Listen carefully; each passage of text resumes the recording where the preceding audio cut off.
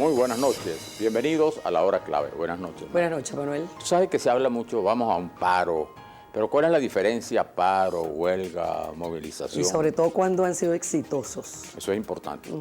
El mundo ha sido testigo de muchas protestas, de paros o huelgas de distinta naturaleza, que han quedado y han marcado episodios importantes en la historia de los países. Muchas movilizaciones gremiales que inicialmente tomaron fuerza y luego fracasaron, finalmente lograron cambiar el rumbo de la historia.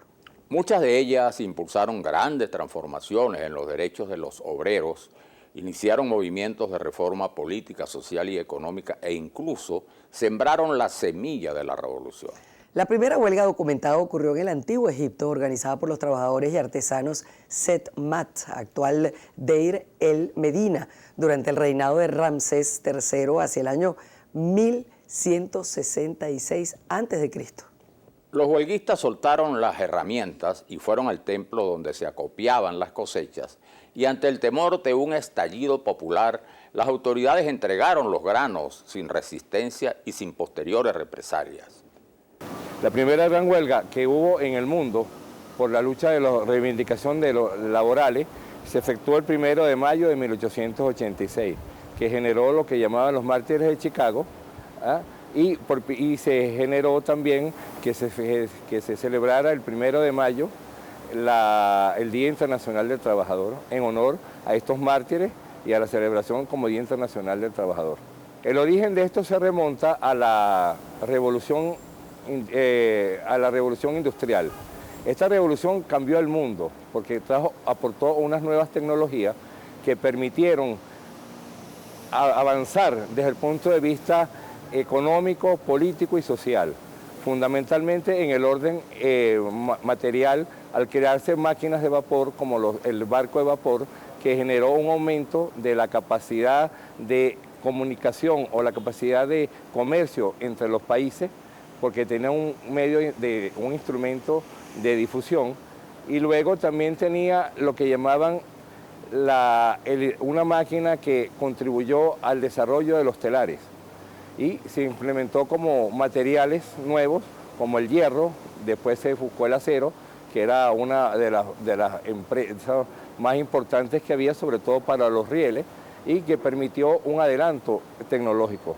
Entonces, igualmente se utilizó el carbón y el petróleo como instrumentos para desarrollo.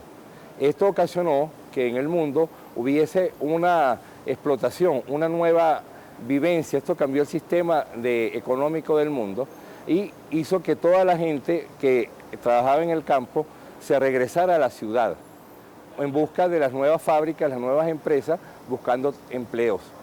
Y se abandonó un poco el campo por este mismo auge económico.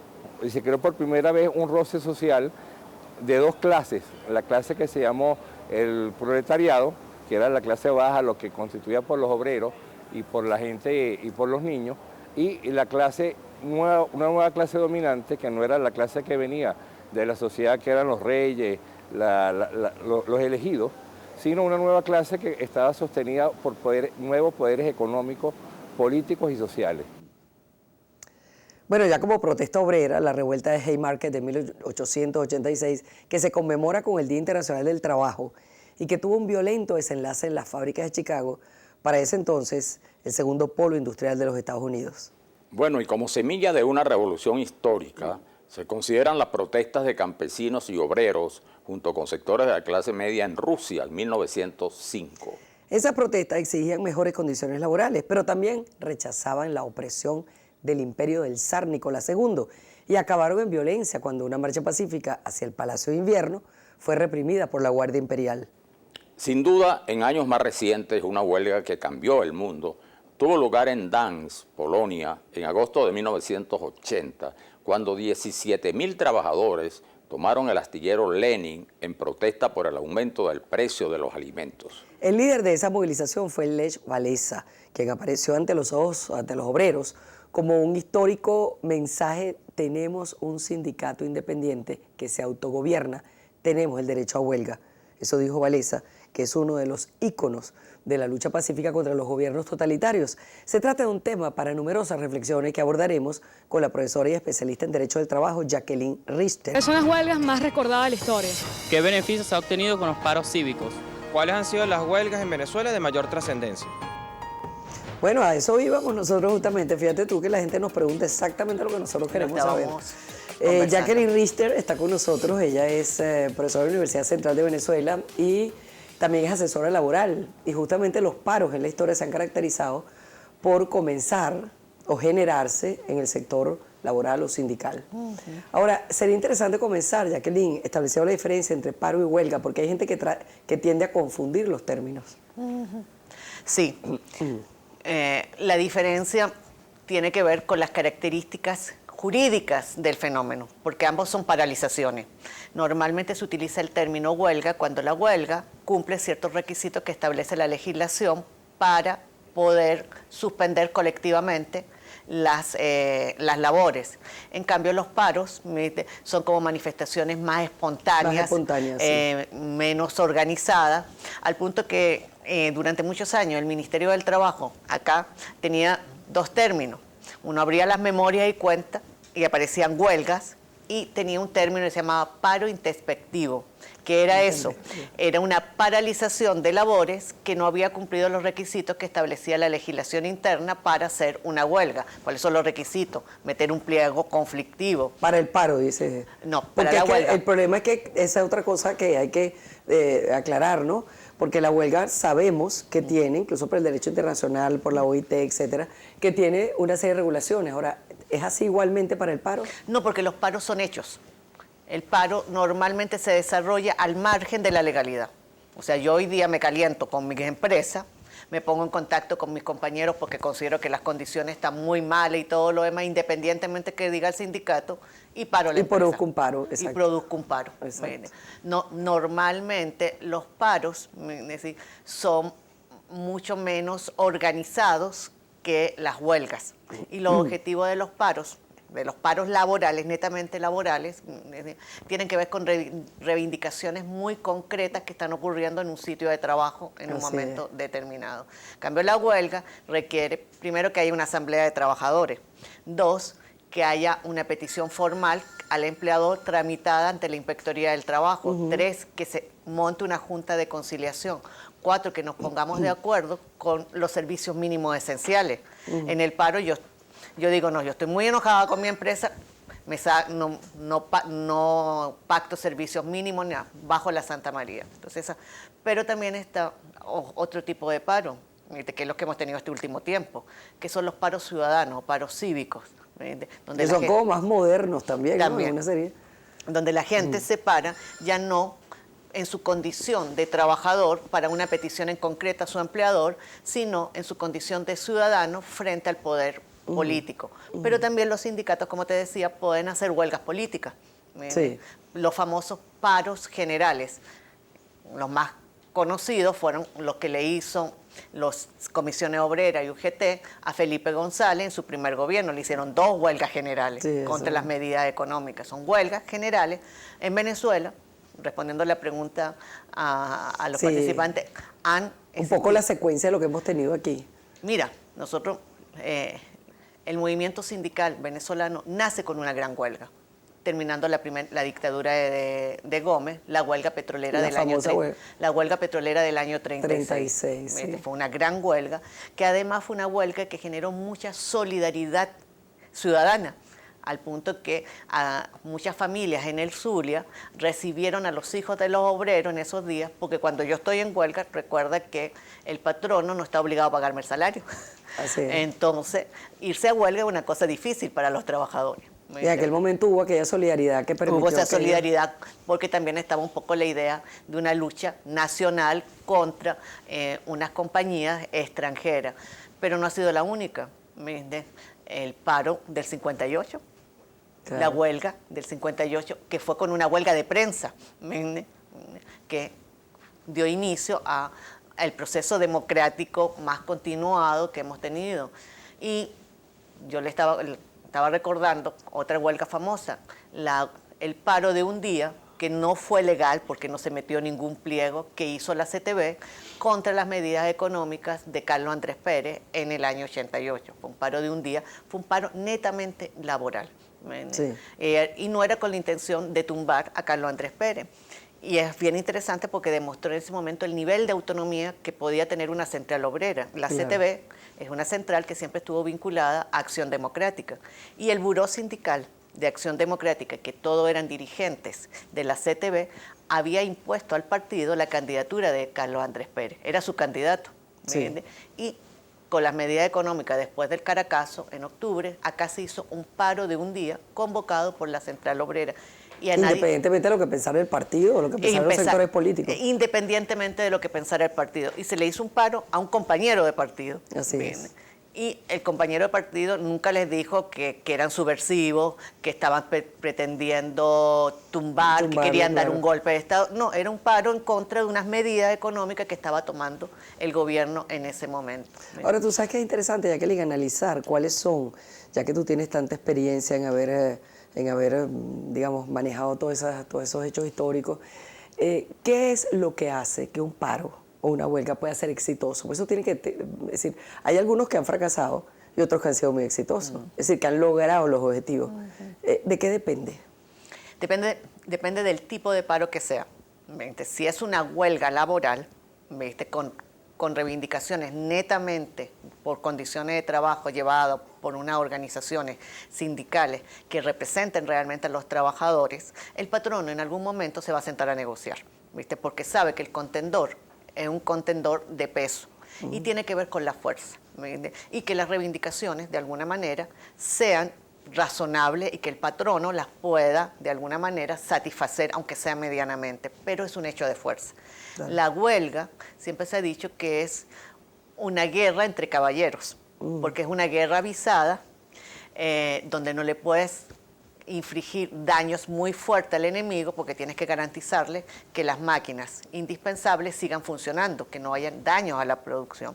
En ese caso va a depender de la fuerza. Lo otro tipo, lo que se llaman las huelgas generales, por ejemplo, la de Solidaridad en Polonia, ¿de qué dependió?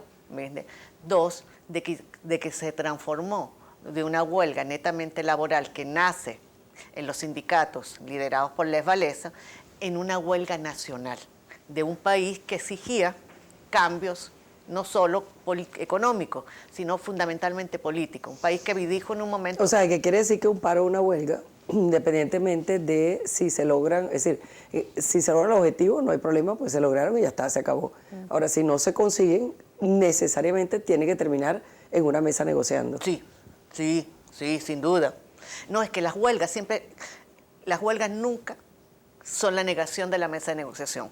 Tú eres así. Yo, por ejemplo, cuando me ha tocado las pocas huelgas que han habido en los últimos años en Venezuela, legales, o cuando me tocó una vez participar en Chile en plena dictadura, en una huelga de una textilera, el sindicato estaba en huelga, la empresa estaba parada, ¿viste? Pero estábamos sentados en una mesa de negociaciones. La empresa estaba totalmente cerrada, estaba rodeada de piquete obrero y había una mesa de negociaciones. Y el empleador amenazaba todos los días es que nos iba a meter preso. Pero estábamos negociando. O sea, que exacto, ni la amenaza implica detener el proceso en marcha, ni tampoco el hecho de sentarse a conversar significa que sencillamente se entregaron los trastos, se rindieron las partes. No, para nada, al revés. La esencia de una medida de presión es buscar una negociación. Para demostrar fuerzas, ¿para qué? Para sentarme a negociar. Con más peso. Con más peso. Exactamente. ¿Viste? Ahora, nos queda un minutico, quisiera aprovecharlo porque hay esa figura del paro que tiene, digamos, un término, por ejemplo, de un día, de 2 días, de una semana, etcétera, y hay lo que llaman paro indefinido. ¿Esas cuestiones indefinidas funcionan? Difícil. Y te vuelvo a decir, dependiendo de qué se trate. Si es una huelga laboral, una huelga indefinida, para los trabajadores es muy costosa, porque en la medida que tú suspendes la prestación de servicio, el patrono te suspende el salario. Y todo trabajador, ¿de qué vivir? De 15 y último. Entonces, ¿cuánto puedes resistir? Entonces, una huelga indefinida es muy difícil. En una huelga general indefinida, también es muy difícil de mantenerla. ¿Viste? Lanzarte en una huelga indefinida, pues nos pasó con el paro petrolero. Exacto. ¿Viste? O sea, experiencia de no negociar y dar solo medidas de fuerza, la historia reciente nuestra dijo que era un mal camino. Era mucho más preferible, por ejemplo, el 2001 se hizo un paro de un día y se logró algunas modificaciones de la legislación que se estaba pidiendo. En ese momento había una ley habilitante que había lanzado unas normas que eran muy violatorias de algunos derechos laborales. Por ejemplo, se le había quitado la estabilidad absoluta o la inamovilidad a la mujer embarazada, funcionaria pública de altos cargos de libre nombramiento y remoción. La ley decía que se podía despedir a una mujer embarazada cuando estaba ocupando cargos de libre nombramiento y la CTV le dijo, no, priva, y se logró un día. Pero lanzarte en una indefinida es muy peligroso. En 1838 se reorganiza nuevamente y es cuando Carlos Marx publica su manifiesto comunista y es donde él da en el prefacio diciendo que las clases sociales tienen que ayudarse y que tienen que acabar con el capitalismo, porque tiene que haber, después hubo las posiciones anarquistas de Bakunin y las posiciones socialistas de Marx, que lucharon, pero en esa división ideológica se perdió mucho tiempo. Y entonces es cuando en el manifiesto comunista él pide la unión de los empleados, la unión de las personas, y es hasta 1864 cuando se forma la Asociación Internacional de Trabajadores. En Venezuela el primer gran conflicto se hace en el año 1928 cuando se ya establece el primer conflicto petrolero. Y este era un conflicto que viene porque los empleados, que eran generalmente gente que venía del campo, se dedicaron a trabajar el petróleo, pero ni siquiera tenían casa, no tenían baños, vivían hacinados, no tenían condiciones económicas, y luego que los salarios eran mínimos, eran salarios de hambre. Entonces ellos se establecen en un gran conflicto para lograr reivindicaciones. Y es cuando realmente en Venezuela se toma el petróleo como una potencialidad económica y es la que ha asignado, a pesar de que Arturo Uslar haya dicho sembrar el petróleo, que nunca se hizo, es lo que está. Y ahora la industria petrolera, bueno, llegó a ser en un momento determinado el bastión fundamental de la economía venezolana. Pero sin esta huelga petrolera, los empleados, es cuando ya los empleados los toman, le dan casa, los toman como personas, los forman, los educan y les permiten que vivan en familias dentro de los campos petroleros. Y eso influyó en la parte social del país y fue cuando ya la gente comenzó a tomar la industria petrolera en serio. Inclusive es cuando se hacen los primeros estudios arqueológicos y los yacimientos, se hacen quizás los nuevos estudios de los yacimientos fosilíferos, de los yacimientos petroleros, y es cuando se hace por primera vez una industria petrolera realmente en condiciones tecnológicas.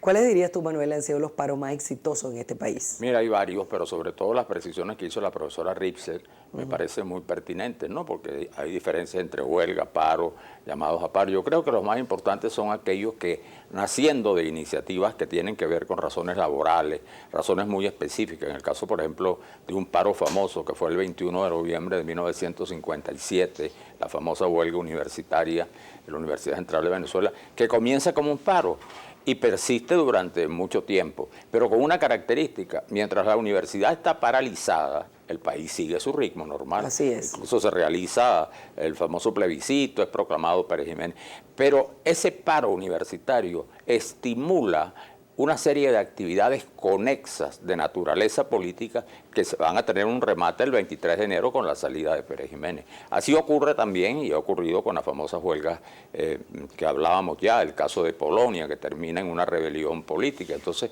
depende de cada caso, y yo creo que en Venezuela ha habido una tradición importante de paros, como tienen que ser por determinado número de horas, pero también yo reivindicaría esta protesta estudiantil y sin duda alguna como una de las más importantes, además de las que nos dijo la profesora, como estos paros de la CTV, que en algún momento lograron resultados positivos en materia de reivindicaciones laborales.